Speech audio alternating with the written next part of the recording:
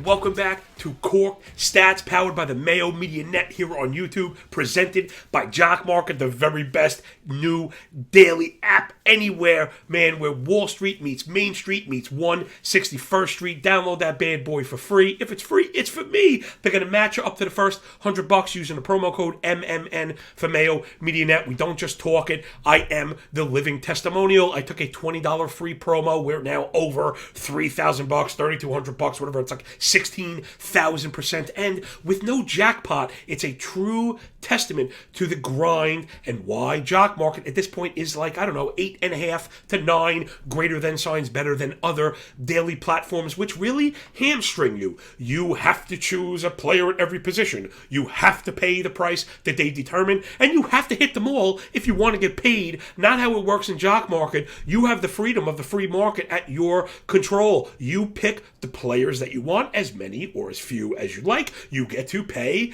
and lever as much or as little as you like. So you can have a ton of CJ Cron and one share of Bryce Harper. You can't do that anywhere else. I'm giving you the names, but more so how we get there. Yesterday we did okay, played pretty flat, which again is the name of the game, that the bad days are pretty much flat, and then we have these days that are just incredible because I really don't like to pay up. I'm identifying stacks and hitters to go after. They're also part of a home run tracker model, so if you're not playing Jock MKT, a lot of these guys that we name are viable home run plays. I did want to share something from the dashboard. The people at Jock MKT were nice enough to help us out with this. Check this out.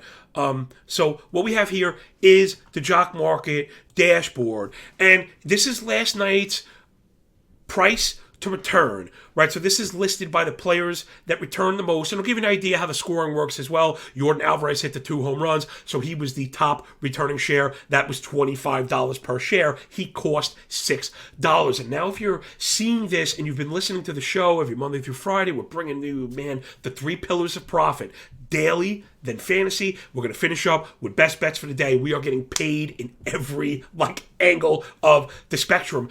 But the thing about Jock MKT, and the reason I love it so much, is, like I said, the prices are not predetermined. The market determines the price, and we get to say when enough is enough. Jordan Alvarez is a perfect example of why I use $6 to $6.25 as that kind of benchmark of where I just call it quits, and I won't pay above that. If you're looking at the board carefully, you'll see why. But one last thing, the reason why I use that number is cut off at 6 to 625. They have the ability to return $25, and that's what I want at least from my ace players, let's say, right? The players that I'm paying the most for is the ability to get at least a 4 times return. You got that from Alvarez, a bit better than a 400, percent return on one player. And again, even if everyone else you had stunk, the return from Alvarez could put you in the black, and you could have a profitable day. Again, something that is impossible in other daily platforms. Sometimes you can eat 1-0. If you're at 2 zeros, it's over. Wrap it up, empty pockets, go home, sad, bag on a stick, marching along the side of the highway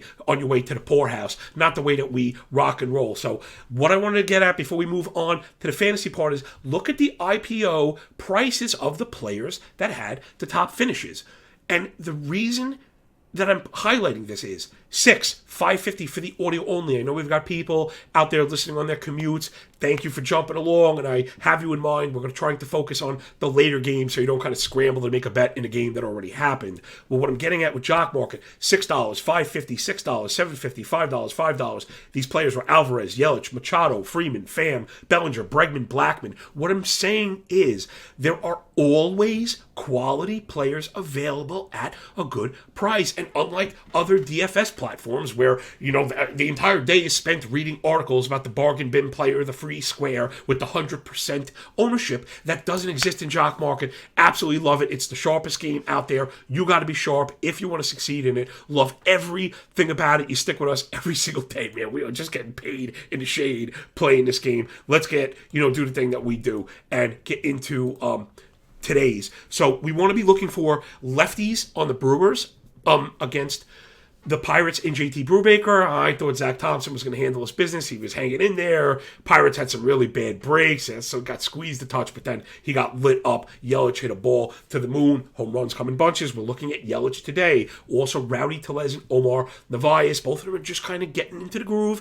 I think that's what we want to be looking, again, in a good hitting environment. The Brewers may be on a bit of an upswing. We know they have the talent. They were coming up off the mat. Right? We don't always want to be chasing yesterdays. We're looking for the ebb and flow in the sine wave. So look for Milwaukee Brewers lefties in daily formats today. When you get to a player like Yelich, he's a $6 player. A guy like Tellez, you're not going to pay $6 for. Maybe he's a $4.50 player. And a guy like Narvaez, maybe he's a $3.75 player. But a guy like Tellez could hit a couple of bombs and turn that $4.50 into $20. You get a 500% return on him alone, just to give you why, just these are all the nuts and bolts of why Jock Market is so awesome. Next up, the next stack we're looking at Texas righties against Robbie Ray. Yes, I do really like Robbie Ray, but in daily formats, the way to win is home runs, and we're looking for pitchers that give them up. I really just have one player named here. It's Adolis Garcia. He's another player in Jock Market that could be going below $5. I love that. Yelich, Tellez, Narvaez, Garcia, and him. We're looking at Guardians righties against Dallas Keuchel, J-Ram, Franmil, Ahmed Rosario, and even Owen Miller. If Owen Miller is on the limited Jock Market slate, you tag him and bag him. If not, you play him in all daily formats. And if not, I even was speaking to a very sharp friend of mine who was saying he's into total bases. So I think that's another one where all of these players that we mentioned are all total base bet viable. You see the whole spectrum, why it works, how it works when you follow me, the one-man band, doing it all, baby. One last stack. The Kansas City Royal lefties against Chris Archer. I think he was good last time out. I'm just not buying what he's selling. He could get bombed. We're looking at Andrew Benintendi and Carlos Santana, who have struggled, but that's a great place to find value again in the Jock Market. The top players every night are in the $5 to $6 range, $4.50 to $6 range. That's where we want to be looking. I used to try and bottom feed on those really kind of low price shares. Granted, I will say this. If there is anybody in any starting lineup that you can get for less than $3 a share, I think it's viable. But I also think that might be a way to get yourself in trouble, kind of chasing trash. I would much rather identify the players in the stacks that I like. I go onto the Jock Market app, I click on the star, and I fill my favorites list. And now while I'm doing that, I'm then going to the home run page and looking for home run bets, and now I'm going to the total bases page. So I know this is Jock Market centric, but I do believe this information is actionable for all of our bettors and daily players out there, right? So we got stacks, we got names, we are doing it all. And I know Jock Market doesn't have pitching, but you could stick along to the Twitter handle, MLB Moving Averages at MLB Moving AVG on a Bluebird Twitter machine any time of day, any day of week, man. Holla at you, boy. I'm doing starting pitching rankings every single day that are DFS centric, right? So they include strikeouts. Last night we did really well, of course. I mean, listen, it's just a thing we do. When you work this hard, it feels a lot less like luck, you know what I'm saying? Where we had McClanahan going yesterday, and we had Montas going yesterday, and it was even one more. So we're doing really well with the starting pitcher ranks. I'm not leaving you cold. I do like to get a little bit closer because I want lineups before I make those final determinations. So stick around on the Twitter handle, and I'll get you going for just all aspects of it. Now, I want to dive into fantasy. We had a bunch of news and notes, and when stuff is actionable, that's what it's all about. We want to be keeping our eye not only on the current situation, but also our, the entire battlefield. We want to kind of, every once in a while, hop up in the Goodyear, hop up in the blimp, and try and get a 35,000-foot view of what's developing. There really is a famous adage from trading. I remember, it's funny because I lived it, and I have the red ink in old ledgers to prove it. And it's about being too focused on the micro and missing the macro, right? If you're focused on every 1 minute candle and the natural gyrations that are going to happen, you might miss this kind of overarching move, always trying to be jerking back and forth. They call that getting whipsawed. So again, I'm going to give you a little bit of everything here, not just names, hopefully a feather in the cap for you to use, these tools going forward. So first up, it's the Trolley Dodgers from LA. Blake Treinen unavailable for the remainder of this current series against the Braves because of a right arm injury. I have not seen any further kind of details. When we hear right arm injury, that is a major issue. If you're in daily leagues, you want to be jumping on whoever else is in that bullpen. I know some people are into like Bickford and stuff like that. I don't know temporarily how it's going to be, but remember, the Dodgers are really good. If you're chasing saves, even if it's only a week, you could get 2 or 3 saves. So get up into the usage pattern of the Dodgers bullpen. Next up, Rays manager Kevin Cash said after the game he does expect to have Wander Franco with the quad back in the lineup Tuesday. Everybody, Ah, the sigh of relief. Okay, Franco was a late scratch on Monday because of the quad, but they did say he was ready to pinch hit if they needed him. They did not, so he didn't play, but he should be ready. Everybody queue up on the Franco. He's good to go. Now the Reds have their very own entire section. Things are really bad in Cincinnati right now, and if we could stop just real quick again to that zoom up overarching view of the attack plan, you really got to get after Cincinnati right now. I was trying to hold on to the fact that I still liked India and I still liked Votto, and I thought maybe there were some ancillary pieces there that could be productive. Now India is down there looking really bad. Votto is just getting treated differently because of zero protection. Aquino's already back to the back in the lineup where he belongs. It's really bad in Cincinnati. You're going to go after them everywhere. K-props and DFS are just targeting them in betting and everything. The Reds have a tremendous floor right now. It's awfully low. Reds manager David Bell said Monday Jonathan India will not start again until Friday. You probably didn't start him, but you got to be looking for a replacement just in case. We know hamstrings can linger. Reds also placed Tyler Naquin on the injured list. No injury designation provided. The assumption is it's COVID-19 symptoms. Now remember, players this year do not have to serve a minimum. They can come back when things clear, but there is also no maximum, right? It's not a 5 day, it's not a 10 day, it's a blank day. So if you were playing Naquin looking for some, maybe a little power speed combo, you got to sit him down. You got to think about replacements as well. Staying with the Reds, Mike Moustakas scratched from the Reds lineup yesterday, had the right arm injury. There really wasn't anything more specific, but then they came out later and said that they do expect him to play again on Tuesday. I already have started to cut Mike Moustakas. We're getting him very late, so the expectations were kind of low, and then he looks terrible. He's chasing and striking out at a crazy clip. I'd much rather kind of stash guys with high ceilings than Moustakas that I don't really think so. In the meantime, if you are desperate for plate appearances, even if it's like an only league or maybe a deeper mixed league, I guess Brandon Drury and Kyle Farmer are probably going to be playing every day, at least in the meantime. For the next 5-7 days, you're probably going to get a ton of Drury and a ton of Farmer, and those guys actually could be productive in daily formats, even something like Jock Market if they pop up, because those are $3 kind of players. All right, next up to the Astros. This happened late yesterday. I burned the candle on both ends, man. I just wake up at 5. I think I go to sleep at 5 and wake up at 5. Jose Altuve called day-to-day strained left hamstring. He was trying to leg out an infield hit in the 8th inning yesterday, so it did happen late. A lot of people woke up to that news. I don't trust day-to-day and hamstring in the same sentence. Hamstrings do kind of linger and are easily re-aggravated. They're the kind of thing in the warm-up of the day they're supposed to return that could be hurt. So you got to be, looking up at a replacement. That's the injuries. Now on to some news. Again, things are going to happen.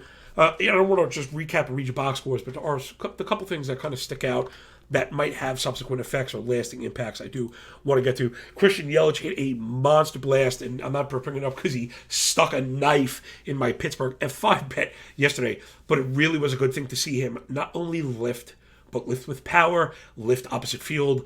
That was a big one. That might take Yelich off and running now, at least as long as the back will take him. We just wanted to see the lift. I believe Yelich was just a tweak away, and we just wanted to see it. We just want to see the lift because we know there's 30 home runs in that bat. We know there's 35 home runs in that bat. There could be 39 home runs in that bat, depending on his approach. So Christian Yelich with the big bomb, he looked great. I know the Belly versus Yelly crew, right? The Bellinger versus Yelich debate going on.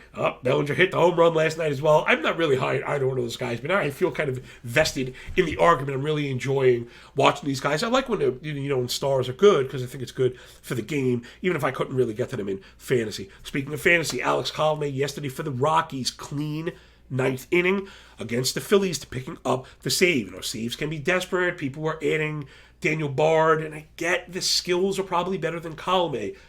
This is not a victory lap because we don't know it's not done yet, but I have been saying this entire offseason, and I think the lesson really hasn't been caught on yet by the masses. So this is something that we could probably use ourselves.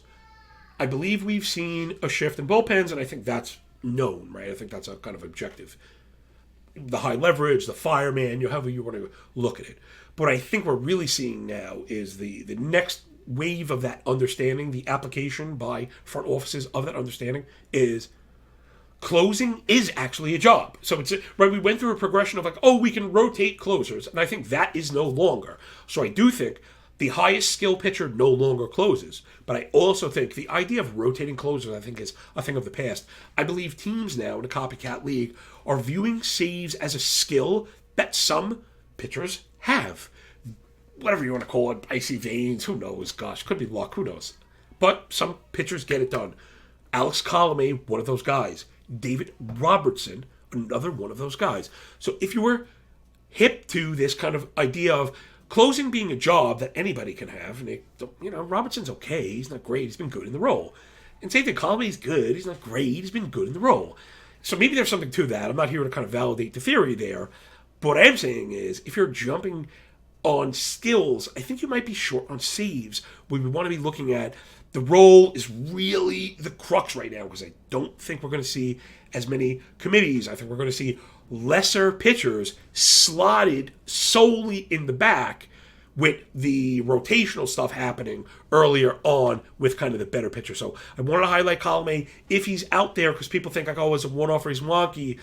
Again, one clean save could lead to 2, could lead to 3, could lead to the job for the rest of the year. So keep an eye on Alex Colomé. One other one, again, I've been on Sheldon Neuse for a while, Neuse on Oakland, right? Oakland is a bad team, so there's going to be an opportunity for some playing time and maybe, people to step forward. Neuse was I believe he was even a Yankee prospect years back, and he's starting to look pretty good, right? 2 for 3 yesterday with a ribby, also drew a walk. He's getting on base, man. He's looked really good. He's got 308 average, 409, 423 triple slash. Of course, it's early, but every late output, right, starts somewhere.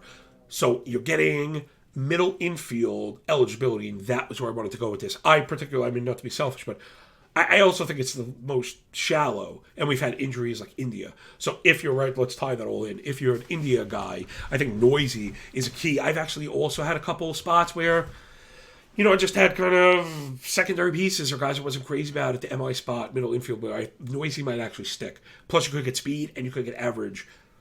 Again, I'm not married to him, and I'm not going to go down with the shit, but you're getting Neuse very cheap or free, and I think he could stick and just be a filler piece that fills the box score, does everything that you need him to do, could work his way up in a lineup that there isn't much competition in. So, looking for Sheldon Neuse now. My favorite part of the day, as always, let's do the betting board review.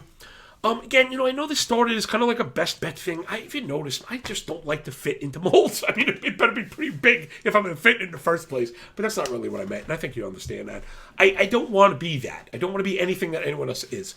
I want myself and the people who follow my stuff to just be our own thing. Almost like when you speak to us, you're the Cork Stats crew. People know right off the bat the way you move back and forth between theory and application, advanced stats, the surface, and understanding of usage and probabilities and things like that. That's what it's all about. Again, jumping from betting to daily to fantasy. Not every game is going to present an opportunity to make money in every format, and understanding how to use these things, diversify not only your portfolio but your skills, right? Application is really what's going to take you to the next step, right? I used to apply this in trading. You don't want to just be able to trade a single market, because that single market might not provide you opportunity. So if you have access, I should say, to multiple profit centers, then you could pick and choose. And gambling is one of those things for me, right? I don't bet on baseball all year when there's no games. I move into trading, and then within that, I'm doing different types of trading. So again, I always just like to leave everyone with the tools that will make you a better person, a better man, a better woman, better father, husband, just a better person. Because once you start to apply these theories of not paying premiums, getting value from things, and having realistic expectations, and how to gain slowly, you'll see before you know it, man, you really started to kind of transcend, recreational betting and kind of come into a secondary income like I have. Then it's a primary income, and then like you're off to the races. So let's get into the betting board. Right off the bat, I am seeing my dude Jose Luzardo is an even money dog with the Marlins against the Cardinals and Wainwright. Yes, the Cardinals are good, and yes, Wainwright is good. But I would suggest you kind of look at his splits. He's a much better pitcher at home, so much more. And it's not junk ever. I don't ever think Wainwright's going to get destroyed. I just think Luzardo is unhittable right now. So if you can get Luzardo as an underdog at home, I definitely like that one. I also really like that one as an F5 play for sure. So cue up those Marlins.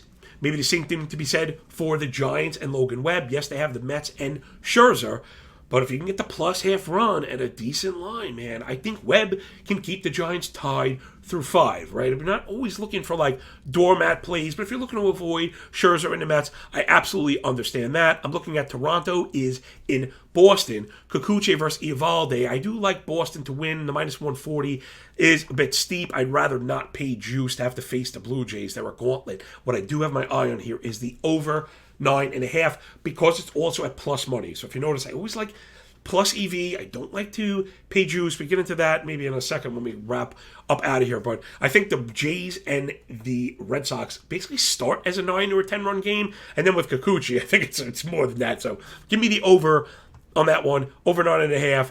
Easily. You can't really touch the Brewers and Burns because of the juice as much as you'd like to. I actually like the Cubs and Justin Steele at even money against the Rays. F5, maybe even money line as well. Rays offense kind of scuffling a bit. Justin Steele looking pretty good. Another one. I'm going to go back to the well. I'm going to step on the rake again with the Angels as an underdog in Houston. Oh my goodness. But this time I think we got him, right? Patrick Sandoval and Framber Valdez. You can get the F5 at plus money with the half run. So I think that's where I'm going to be going, is hoping that Sandoval could keep it tied and close through 5.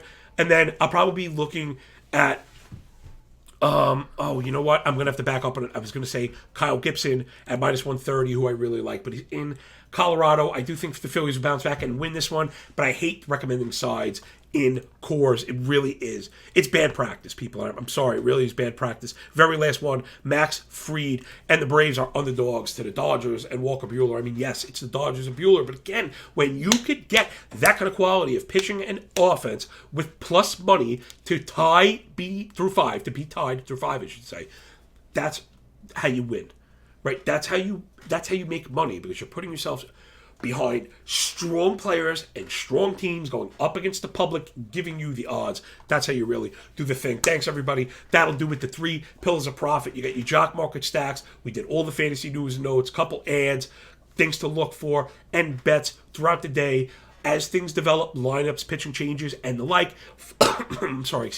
Follow me on Twitter, MLB Moving Averages, at MLB Moving AVG. After you download the Jock Market app, use the promo code MMN, like the video, subscribe, and all that stuff. And if you're looking for more, it's all on the Twitter handle. I'm also hosting everything, like the most full spectrum coverage of betting baseball, maybe anywhere, including all of the high-end premium betting sites. We're doing SP rankings. I run the algo. I write up every single game. I grade them. I bet them. I give you the strategy and the amounts to how. We do starting pitcher ranks, implied team totals, Jock Market calls, and the home run tracker. Wow. All that and some.